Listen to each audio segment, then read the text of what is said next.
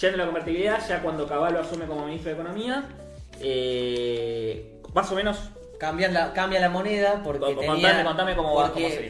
El cambio de moneda, más que un efecto de sacar ceros, es un efecto psicológico en términos de la moneda que se está destruyendo ya no es esa y lo que usamos ahora es algo nuevo, ¿entendés? Claro. Y esta va a funcionar. Y esta va a funcionar. Eso de la es psicológico, porque en realidad es lo mismo. Sí, esa sensación de no confianza con la moneda y de espiralización de la inflación. No, del austral, ni siquiera la moneda, ¿entendés? Del austral en particular. Bueno, del austral en particular. Sí.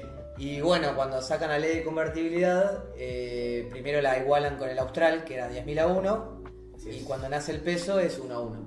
¿No estamos para hacer una de esas ahora? No, ¿por qué? Para sacarle 3 ceros a la moneda. ¿De onda? Sí, eso fue. Para que no tengamos los precios como Chile hace unos años que no nos gustaba. Ahí lo que dice Mateo hace... Para volver a tener centavos, digo. Hacen el 10.000 a 1 y lo que se hace con las privatizaciones es hacer caja, se recapitaliza el Banco Central y de alguna manera aparte, se intenta... también de echar empleados estatales, Sí, se hace una ¿no? justificación. Siempre. Más que echar empleados estatales es cuando vos privatizás una empresa pública, generalmente la empresa pública la vendés con todos los empleados y después agarran y después no dan los números. Cuando son 20.000 empleados, van haciendo 100. No dan la mitad. Claro. Y ahí Pero echan la mitad. hay algo también muy importante, que es que la ley de convertibilidad lo que hace, intenta buscar de alguna manera un anclaje entre lo que es la base monetaria, los precios que estaban circulando, las reservas del Banco Central, y se toman algunas medidas, Cavallo toma algunas medidas para anclar cualquier tipo de expectativa. Por ejemplo, prohíbe los contratos indexados. Prohíbe la indexación de títulos públicos para romper esa inercia inflacionaria. O sea, indexado a la inflación. A la inflación. Exactamente. Pero esto ya es con la convertibilidad. Con la convertibilidad. Bueno, pero se indexa a dólar, digamos. Se desindexa a inflación, pero se indexa a dólar. Claro, o sea, lo que empieza a pasar acá, Cavallo lo que busca hacer es que romper cualquier tipo de inercia que vos podías estar arrastrando de antemano. Pero hay algo muy muy importante, que es que para poder lanzar el plan de convertibilidad, primero había que reducir la cantidad de pesos circulando, la liquidez brutal que tenía la economía. Y eso lo hace el plan Bonex. El plan Bonex... Me preguntaban en el chat, ¿con qué ministro es el plan Bonex? El plan Bonex en realidad es una idea que tiene Roque Fernández más que nada, pero es durante la gestión de Rapanelli, de Man González. Básicamente lo que hacía el plan Bonex era agarrar los depósitos que vos tenías, peor. No, peor, ojalá fuese un Vos corralito. agarrabas los depósitos que tenías, Todos los plazos fijos. los plazos fijos mayores a $1.000.000, no cuentas a la vista. No a la vista, plazo fijo. ¿Qué sería cuando depósitos vos tenés plata en la caja de ahorro? Okay. Eso no. Si vos lo tenés depositado a plazos, perfecto. mayor Claro, millón, si el primer día del mes te cobras el sueldo, eso no te... No la liquidez con la que contaba vos, Exactamente. sino lo que invertía en plazo fijo. Depósito- Te queda con el plazo fijo y te dice, te lo doy en dólares en unos años. te doy un bono que se llamaba bono del exterior, Bonex, una tasa fija en dólares, y te lo devuelvo en cierta cantidad. Entonces eso lo que hizo es reducir brutalmente la velocidad de circulación de plata. De australes. De australes. Claro. Y después viene Cavallo. Bien, perfecto. Y Cavallo entonces en la convertibilidad, lo más relevante sobre todo es que aparte de cambiar, bueno, también de cambiar el signo monetario es un montón, ¿no? Pero digo, atar primero tipo de cambio fijo. Por ley. Por Eso ley, es muy importante, que uno sea a por uno, ley. fijo. O sea, estamos hablando porque se habla mucho y se compatibiliza mucho en Menem con el liberalismo, que se duró mucho eso, pero la intervención en el tipo de cambio fue total. Porque si vos pensás que el 1 a 1 es una ley, cambia mucho todo. Porque cualquier regulación que pueda hacer el Banco Central o mismo cosas que los bancos privados te puedan queriendo prohibir, en el caso de ser una ley sancionada por el Congreso, ya está, podés denunciarlo a cualquier banco Claro. diciendo, no, si no me quieren cambiar los dólares, suponete. Claro. O sea, vos decís que el vos hecho de podés que por ley un peso valga $1 siempre estaba empatado todo el tiempo. Siempre va a tener razón el cliente. Y siempre en caso el banco te va a tener que cambiar. Claro. Y también dio lugar a ciertas distorsiones, como por ejemplo los en dólares, no sé, que es que vos depositabas 100 pesos y gastas un plazo fijo en dólares, Sí. como si tuviese $100. Sí, Entonces eso- ahí el banco después tendría que volver, no sé, poner $120. Pero por ley el banco Pero no tiene te- esos 20, claro. no tenemos esos Bueno, $20. eso como viene Argentina, después. ¿entendés? Algo interesante de esto es que la caja de conversión que crea Argentina es una caja de conversión que podríamos decir que era heterodoxa. Primero porque el Banco Central seguía oficiando de Banco Central. No podía actuar como prestamista de última instancia, que es lo que preguntan muchos. Tenía un margen de maniobra, Pero las cajas de conversiones tradicionales del siglo XIX, el Banco Central no era Banco Central. Simplemente era la caja de conversión la que oficiaba de respaldo de la moneda. Acá vos tenías un Banco Central que podía de alguna manera manipular la oferta monetaria mediante títulos o mediante alguna operación de mercado abierto, si vos querés. Que es, por ejemplo, lo que se hace en la crisis de tequila en el 95. Pero es una caja de conversión moderna en la cual solamente había 8 o 9 a nivel mundial. Claro. Y te tengo algo, un dato histórico a vos que te gusta. Cavallo toma la inspiración de la caja de conversión de Pellegrini. Esa es la razón por la cual en el billete de 1 está la cara de Pellegrini. Por la caja de conversión de lo que muchos dicen que fue el presidente piloto de tormentas en la crisis posterior a Bari. Yo había leído que el plan también lo importó de Alemania de la primera posguerra. Bueno, también, ese sería el famoso milagro alemán de Ludwig. Pero no me quiero ir tanto. Bueno, pero también quería mencionar esto de que al atar el valor de un peso a un dólar, prohíbe totalmente la emisión de pesos en tanto y en cuanto no haya dólares para respaldarlo. O sea, siempre un peso circulando en la economía tenía que estar respaldado por un dólar en las reservas del Banco Central, ¿no? O títulos. Bueno, está bien, pero digo, el valor del dólar, quiero decir. Como medida de marketing me parece genial. Pero estamos hablando Como de patear la mesa y dar vuelta a todo. Sí, no. O sea, si lo que había que cambiar era la expectativa. Sí. Como cambio de expectativas, a mí me parece genial. No sé si, bueno, quizás se puede comparar con a nivel marketing, la anunciada dolarización de Milei. Claro. Antes le quería preguntar a Mateo. Murió antes de nacer. Perdón, Mateo, si te mato con la pregunta, pero no, porque viste que acá, muchachos, acá muchas cosas. Llevamos 40 minutos, son Ale. improvisadas. 40 minutos vamos y tenemos que hablar un montón de La cosas. vamos decidiendo acá. Bueno, pero igual. Mateo, la tasa. Está en orden. Se alineaba a la tasa internacional, digamos, a la tasa de política monetaria de Estados Unidos, a la tasa de interés, digamos. Tiende a alinearse. Sí, pero lo que terminaron pagando los plazos fijos en los 90 era 13% anual. Claro. Que era una asquerosidad. ¿Justamente para qué? Para que los depósitos se queden en el banco. Bien. ¿Entendés? Para no tener salida de depósito. Para no tener salida de depósitos, con todo el esquema que se iba cada vez era tapar el agua con una mano y empezar a salir en otro, ¿entendés? ¿Vos tenés algún gráfico para compartir sobre esta época? Tengo muchos gráficos, pero me los tendrían que ir viendo los chicos, sobre todo. Vos decime cuál querés, yo los que me dijiste vos. Porque Pedro, ya. así abuelo de pájaro se me ocurre preguntar ¿qué pasó con la inflación? La inflación se desploma. Se desploma. La inflación se desploma de forma brutal. Es el plan de estabilización más exitoso de la historia argentina en términos de desinflación y crecimiento abrupto.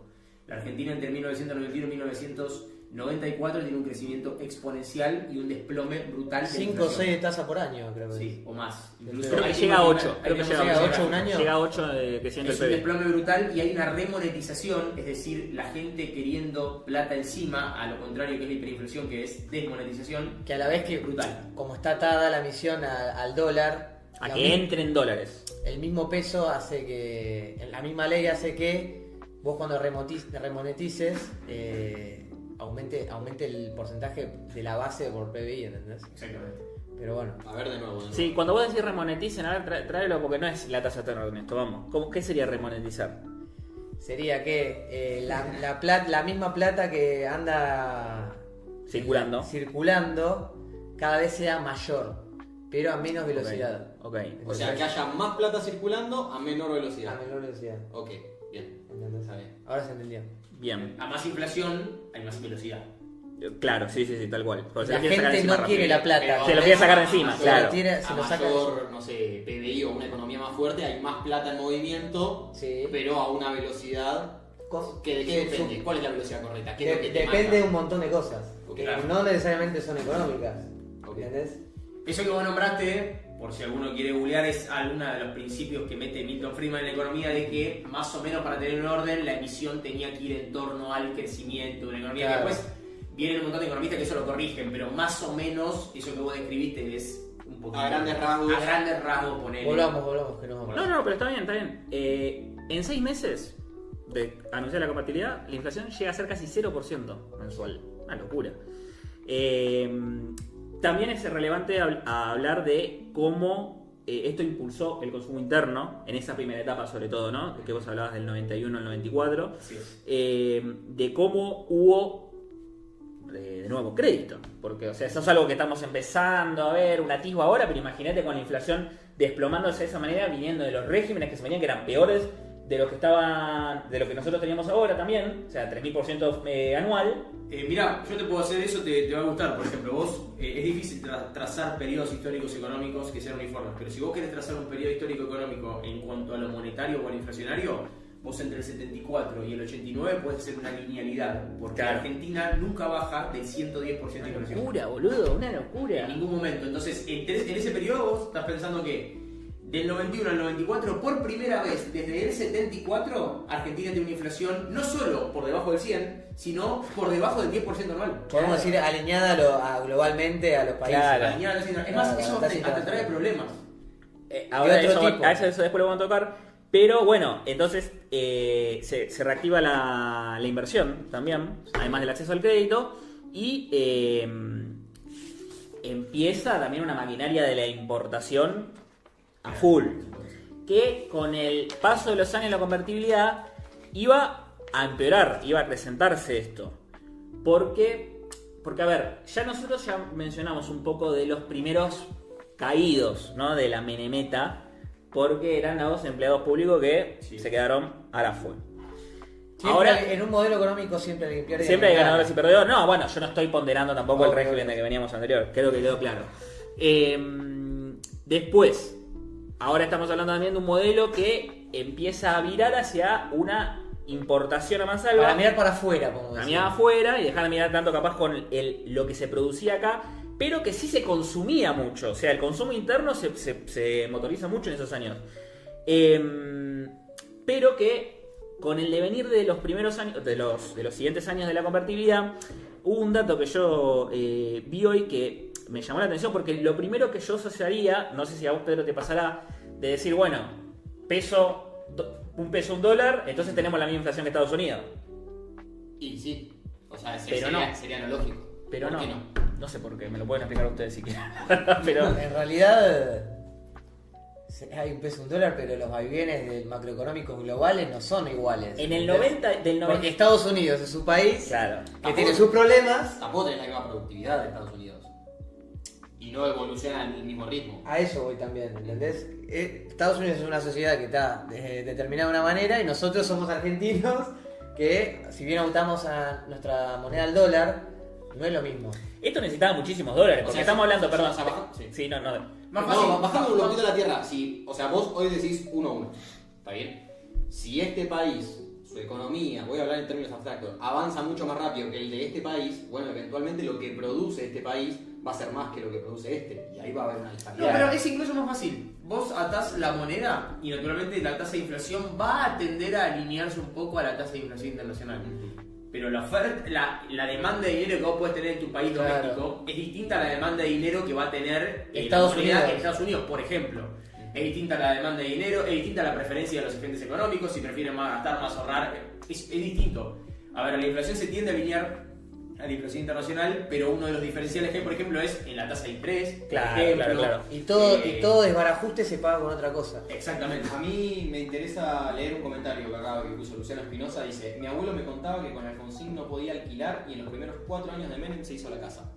Y claro. El crédito hipotecario voló muy fuerte en dos periodos recientes de la historia argentina. El primer gobierno de Menem y el primer gobierno de Cristina. En esos dos periodos que consecuentemente... Crédito hipotecario. Crédito hipotecario. Mágicamente son periodos con inflación relativamente baja. En el caso de Menem muy baja, en el caso de Cristina relativamente baja, porque hasta el primer gobierno de Cristina estaba por debajo del 12% anual. En esos dos periodos el crédito vuela muy fuerte porque la inflación es baja. Entonces las tasas tienden a ser más bajas también. Las tasas. Entonces, eso es muy importante también para que se entienda de cuál es el deterioro que produce la inflación en, por ejemplo, comprar bienes durables. Claro. No tanto comprar una taza, comprar Sí, sí. una casa, un auto. No, o sea, al ser más impredecible el futuro, es más difícil prestar plata y los que más se benefician de que se preste plata fácil son aquellos que tienen menos poder adquisitivo. Y el arraigo que eso necesitan, tiene que no después, pueden pagar de contado. el arraigo psicológico y emocional que eso después tiene la gente, ¿no? Ni hablar. Ah,